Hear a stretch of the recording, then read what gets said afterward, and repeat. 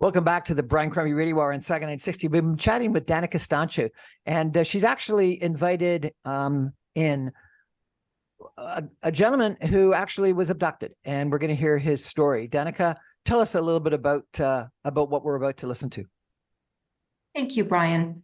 So as I mentioned previously in our conversation, Russia has stolen many children from Ukraine. And let me just recap some of those numbers. The Russians themselves have bragged about abducting almost 750,000 children. The Ukrainian government has identified just under 20,000, and less than 2% have been returned. And the organization that I spent my time with in Kyiv, Ukraine, is well known for returning actually most of these children, 235 to date. And I'm delighted to be with one of them this week, who's in Washington, raising awareness about this issue on Capitol Hill. I'm joined by Olga, as you can see here. Olga is a translator, and she'll be facilitating this conversation. But allow me to introduce you to Rostik, who's 18 years old, and for reasons of confidentiality, we will not share his last name. Okay, Rostik, I appreciate you coming and joining us. Tell me, please, what happened to you? Ростік, дуже дякую, що ти з нами сьогодні. Розкажи, будь ласка, що трапилося з тобою? Коли почалася війна, When the war started, у перший день окупації моїй бабусі не витримало серце, вона померла. on the first day of occupation, my grandma died because she had a heart attack. Потім приїхали росіяни та забрали мою маму в лікарню. And then Russians came and they took my mom to a hospital. У неї було давнє психічне захворювання. She had some mental issues. Потім я залишився один, мені тоді стало дуже сильно страшно. And I stayed by myself and I was really scared. Наступні 4 місяці я прожив сам в окупації. For the next 4 months, I was alone and I was in occupied area. Було мало їжі, грошей. I didn't have enough food, I didn't have enough money. Потім я знайшов підробіток поратись на городі у знайомих.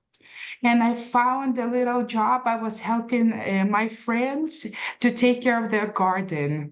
Потім, коли росіяни зрозуміли те, що я залишився один, And when Russians understood that I stayed by myself, на наступний день вони приїхали і сказали, що треба їхати вчитись. they came to my place and they said, you need to go to school. Але коли я відмовився, вони почали погрожувати. But when I refused to go with them, they started making me go. Сказали, якщо я не поїду, то мене вони відвезуть невідомо куди, в якийсь інтернат. They said, if you refuse to go, we will take you to unknown direction. You'll probably end up being in an orphanage. Вони відвезли мене в Херсон, я там провчився десь місяць, і потім сказали те, що треба їхати в табір. They took me to Kherson. I was in a school for about a month, and later I was told that I need to go to a camp. На той момент у мене нікого не було, і мені було обов'язково їхати. At that point, I didn't have anybody with me, and I was forced to go. Мене відвезли в табір. They took me to a camp. Я в таборі пробув десь 2 місяці. I spent there about 2 months. Там треба було кожен ранок вставати і співати російський гімн. At the camp, we had to wake up every morning and we had to sing a Russian anthem. І якщо ти відмовлявся, то тебе просто карали. If you refuse to do that, you are punished. На перший раз ти писав доповідну, на другий раз з тобою розмовляв Астахов, це наглядач в таборі був, і на третій раз тебе просто саджали в ізолятор. So first time I had to write an explanation letter. Then I had to talk to the head of the camp. His last name was Astapov. And then the third time I was already punished. They put me to this isolation room, punishment room. Ізолятор – це кімната 2 на 2, в якому є ліжко, шафа, туалет і балкон з решітками. It's basically a small room that's 2 by 2 meters. There is a bed. І не було вікон, чи було? Решітка. Ага, and there was a window with bars. Тебе нікуди не випускають, телефон не можна. Ну, як сказати, можна назвати це в'язницею. You're not allowed to leave this tiny room. You're not allowed to use your phone. It's like a prison. Я там був 4 рази, взагалом це 15 діб. I was in the punishment room for 4 times, and in total I spent 15 days in this room. Потім нас перевезли в інший табір Лучистий, там по факту все те саме було, але ще приїжджала якась комісія. Then later we were taken to a different camp. It was called Luciste. It was almost exactly the same, but we had a commission coming to check on us.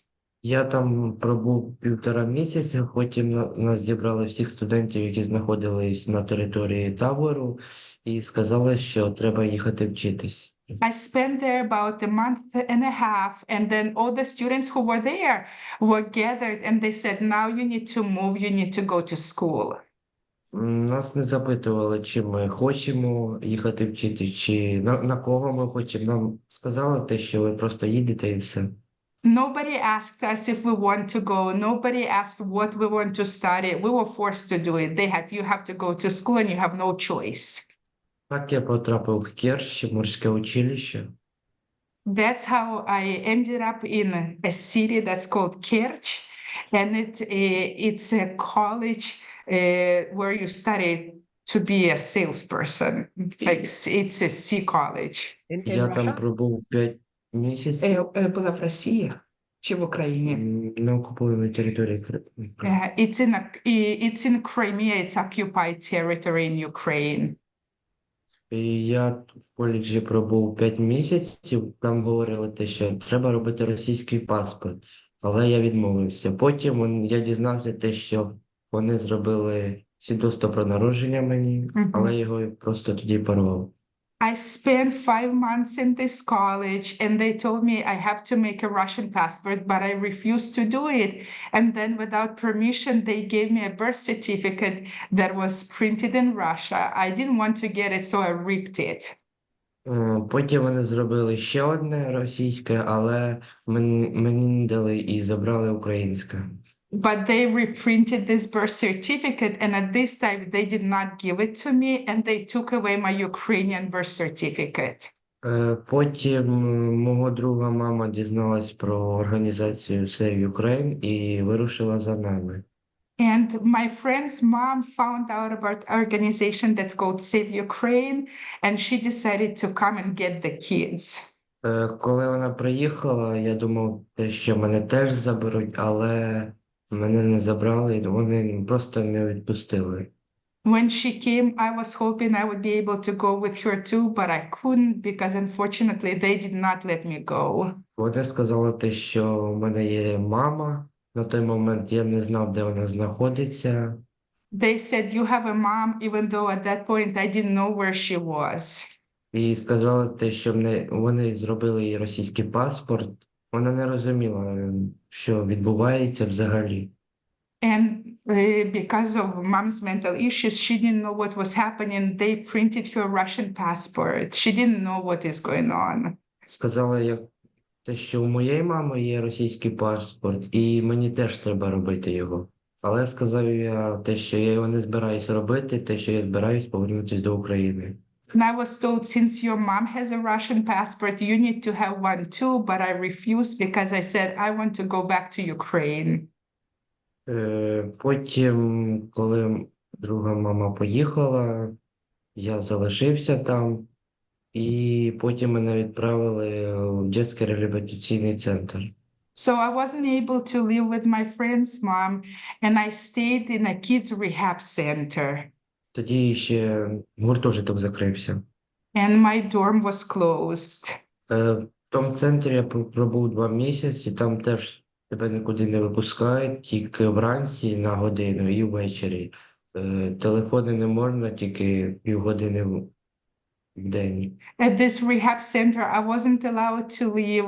I could have for about an hour in the morning and in the evening of a free time. Also, I couldn't use my phone. I had about 30 minutes to be on a phone. Я там пробув 2 місяці, потім, коли гуртожиток відкрився, мене перевезли в гуртожиток, я там провчився місяць. I spent about 2 months in this rehab center, and then my dorm was open again, so I moved to my dorm. І просто звідти втік. Як саме я втік, я цього розповісти вам не можу. And I ran away from this dorm, and unfortunately, I cannot tell you how I did that. So you can't tell us how you actually got from Crimea back to Ukraine, but somehow you did. Is that correct? Ти не можеш розповісти, як ти втік з Крима до України, вірно? Так. Але ти зараз в Україні був. Yes, that's correct. And this organization that's brought you to Washington somehow helped you, I take it. І ця організація, яка зараз привезла тебе в Вашингтон, вона допомогла тобі. Так. Yes, that's correct. I really appreciate you telling us your story.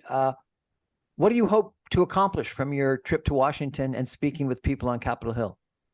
Дуже дякую, що ти поділився своєю історією. І скажи, які твої цілі тут в Вашингтоні? Що ти хочеш, яку поміч, щоб отримали в Вашингтоні? Я приїхав сюди, щоб розповісти свою історію, щоб весь світ дізнався, як росіяни знущаються над українськими дітьми. I came here to share my story. I want the whole world to know how Russians torture Ukrainian children. What do you think the West needs to do in regards to the Russian invasion of Ukraine and where we are right now? Як ти думаєш, що Запад може зробити, щоб допомогти цій ситуації і окупації в Україні? Допомогти Україні. West needs to help Ukraine. I agree with you. Thank you so Я much. I згоден. really, Дуже дякую really тобі. appreciate you joining us tonight. Дуже ціную твій час. That's our show for tonight. Thank you all for joining. If you get to Toronto, if you get to Canada, please look me up. I want to take you for dinner, and I want to bring you to a bunch of parliamentarians in Canada, because I think your story is very compelling, and I want everyone to hear that story. Thanks so much, everyone, for joining us. That's our show for tonight. Thank you. Good night. Bye. Thank you.